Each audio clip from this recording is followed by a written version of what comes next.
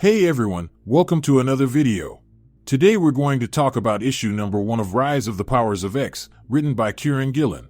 But before we dive into the story, I want to ask you a favor. If you enjoy this video, please leave a like and a comment to help the channel grow.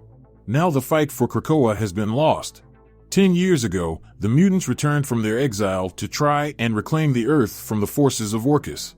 But ultimately they failed, and now Orchis stood victorious with their gauntlet choking the world. But one thing Orchis failed to realize was Nimrod and Omega Sentinel's plan within a plan. For the AI had its own goal, a goal to summon their binary god to consume everything that remained. So with that out there, all that stands between the AI assimilation of the world is the X-Men. Now, this issue picks up 10 years in the future at the Tower of Nimrod following a catastrophic battle. A battle that left Emma Frost defeated on the ground, while in her diamond form. So with the battle lost, Nimrod sarcastically states how the mutants really thought they could win this war. In which Omega Sentinel had to remind him that in another timeline the mutants were successful, because in her timeline the mutants were able to burn down the machine firmament with the help of the Phoenix Fire, and on top of that, they were also able to eliminate Nimrod himself. So with that said, Nimrod questions how dangerous the remaining handful of mutants could actually be. In which Omega Sentinel responds by saying that life always finds a way, and that is why they must squash it out as swiftly as possible. Because if the mutants were able to defeat them before, they are most likely able to do it again. So as Omega Sentinel and Nimrod walk away into the distance, we transition over to the detention center with yet another X-Men team trying their best to carry out their mission. And when we get there we see John Ironfire lying dead on the floor as Gambit and Mystique call in for backup. Now on a side note, apparently Emma was used as a sacrifice to draw Nimrod and Omega Sentinels away into battle so their team could be able to collect the data needed. But anyway, getting back to the story, after Mystique put out the call, it becomes clear that no one is coming due to interference. So to get their data out, Gambit makes the ultimate sacrifice by using his power on himself and throwing himself directly in the path of the opposition. And in a gigantic explosion, he was able to clear out just enough Sentinels for Mystique to get her message through to the rest of the team before more enemies arrived. So following that victory, more Sentinels arrived on the scene, and in a heroic fashion, Mystique went out calling for Irene. So with that out there, we transition over to the Broken Sword Station in orbit with the rest of the survivors after receiving Mystique's gift. And when we get there, we see an aged Sync going by the name Professor after his body was ravaged by his mutant ability. But see, he isn't alone up there, because we get to see an Iron Man suit controlled by an AI imprint of the long-dead Tony Stark. We get to see Kamala Khan, which has the title and the suit of Captain Krakoa. We also get to see Shadow Tiger, which is Kate Pryde after consuming the Death Seed, and finally we get to see Wolverine, which is now going as the Living X Sanction. So following that update, we jump over to the Orchis Forge in deep space, and when we get there, we see Nimrod, Omega Sentinel, and Moira looking at the world mind. And while they continued to look on, Moira stated that she saw something similar to this in her 6th life, which is supposed to be 1,000 years from this current moment.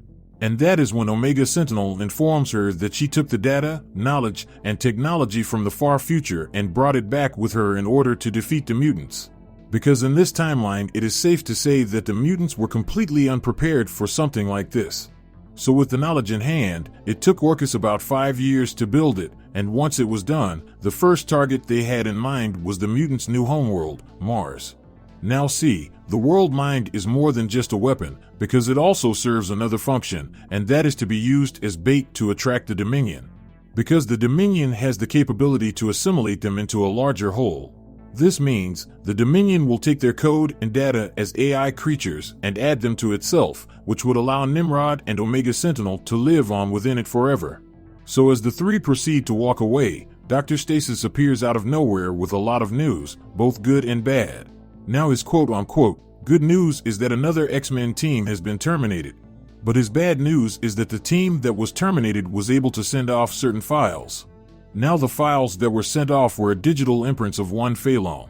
Now, the reason why this is so important is because Phelan was once one of the higher-ups in the Orchis hierarchy, and because of that, he had very important information about a special someone who was locked up on Phobos.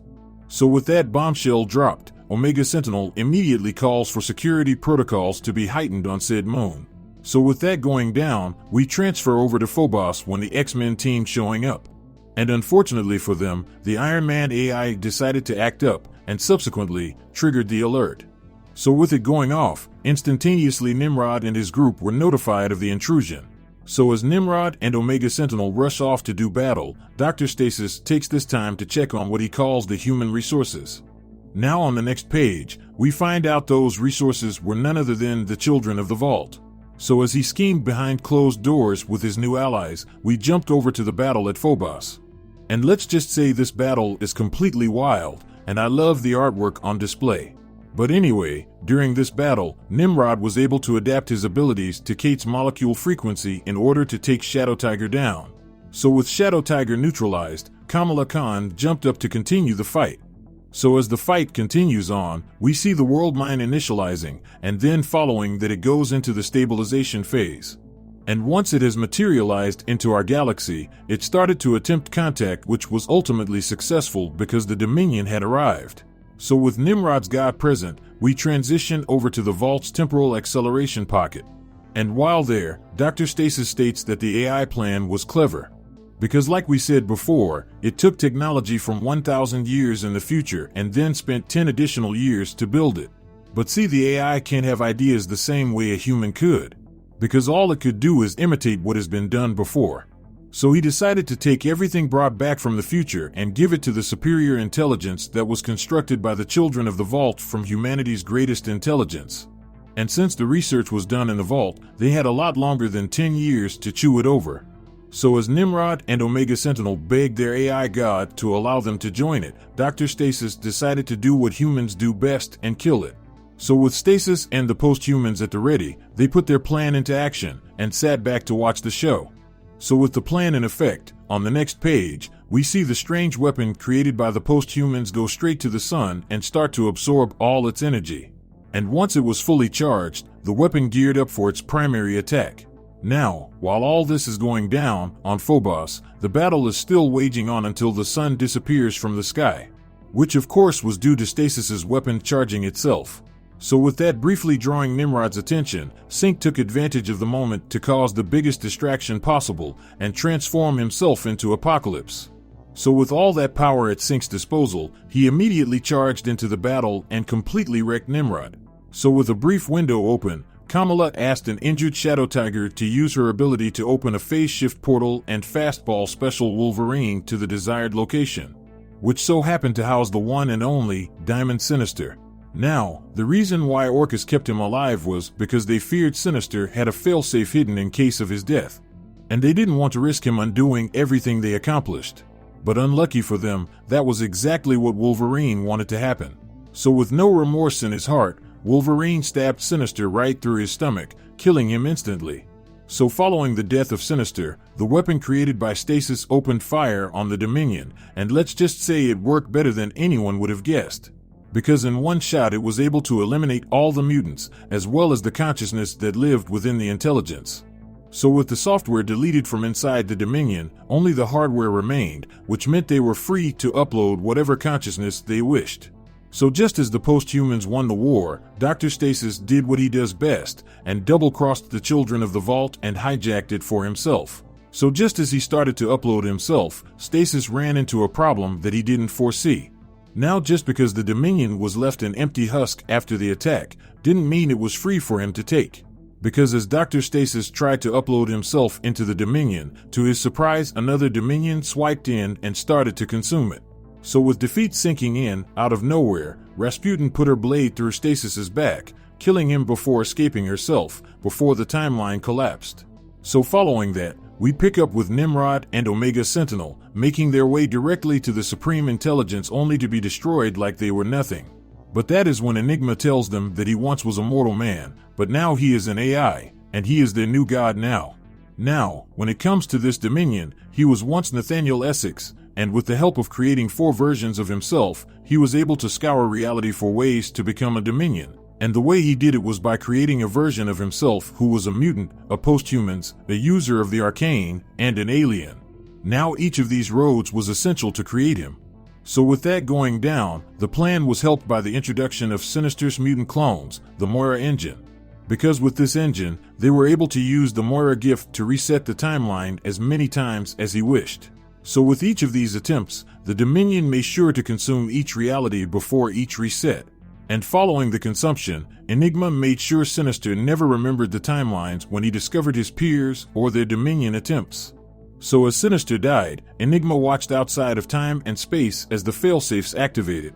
Because in this timeline Enigma cannot be prevented, in fact he calls himself the inevitable period at the end of the sentence. Now on a side note, I like how the creators took the time to show the reader how the Dominion came to be, and how Enigma won for the very first time. Now, following that, we skip over to No Place X. Once there we see how Rasputin, Cypher, as well as Charles Xavier work out in an attempt to stop Enigma from winning. And unfortunately for them, Rasputin failed to prevent Enigma from coming into power despite stopping Stasis's ascension 9 times. Now Charles also goes on to say that was better than what they achieved with the other Essex clones. Because they knew it was likely impossible to prevent the Enigma Dominion from coming into existence. But they had to at least try, and because they failed, now they must walk a much harder path. So with that out there, Cypher begins to snap at Rasputin for failing her mission, which is completely uncharacteristic of his behavior. Now Charles, being who he is, chooses just to write it off as Cypher just being upset about Krakoa being sick. But I have a feeling later on down the line, something may come of his attitude. But anyway, Charles then goes on to bring up how they must move into their contingency plan.